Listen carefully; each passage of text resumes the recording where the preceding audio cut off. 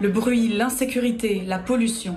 Sur Twitter, les riverains du quartier de Stalingrad, dans le nord-est de Paris, dénoncent depuis des mois les nuisances causées par les dealers et fumeurs de crack en bas de chez eux. Un phénomène rendu plus visible par le couvre-feu, en vigueur en France pour lutter contre la pandémie de Covid-19.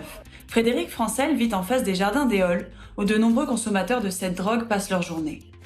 Le couvre-feu, ce que ça a créé, c'est qu'en fait, on les voit plus, puisque en fait, ce sont les seuls à être dehors.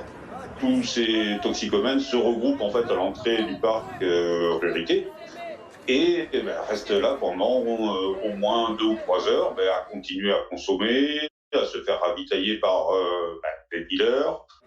Par contre, ils sont jamais trop embêtés par les forces de police qui passent devant eux, mais n'interviennent pas. Alors, on se sent en insécurité parce qu'ils sont présents un petit peu partout. Ils font de la mendicité agressive, ils se battent entre eux, ils font beaucoup de bruit.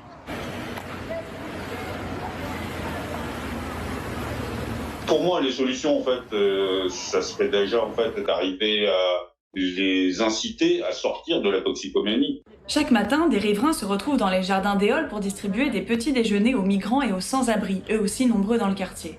Marc Gore est bénévole au sein du collectif Les Petits Déj Solidaires. Il explique que cette action facilite aussi, indirectement, la prise en charge des consommateurs de crack. On reçoit parfois des toxicomanes qui viennent se restaurer, boire un café chaud, prendre des denrées pour la journée. Ils peuvent même changer de vêtements parfois ici.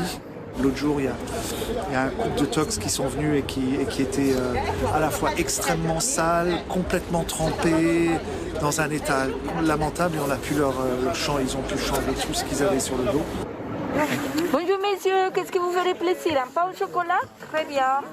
On agrège autour de nous une permanence, une maraude psychiatrique de l'hôpital Sainte-Anne, les médecins sans frontières qui sont régulièrement ici en maraude. Donc par extension, ils vont pouvoir aller vers ces publics toxicomanes. On est à un point de repère et ça veut dire qu'on peut absorber une partie de la tension qu'il peut avoir dans le quartier. D'autres associations effectuent des maraudes auprès des consommateurs de crack, leur proposent des places d'hébergement ou des kits pour réduire les risques sanitaires liés à la consommation. Nous avons contacté la mairie de Paris pour connaître sa position sur la question de la consommation de crack dans les rues de la capitale. Elle n'a pas donné suite à nos sollicitations.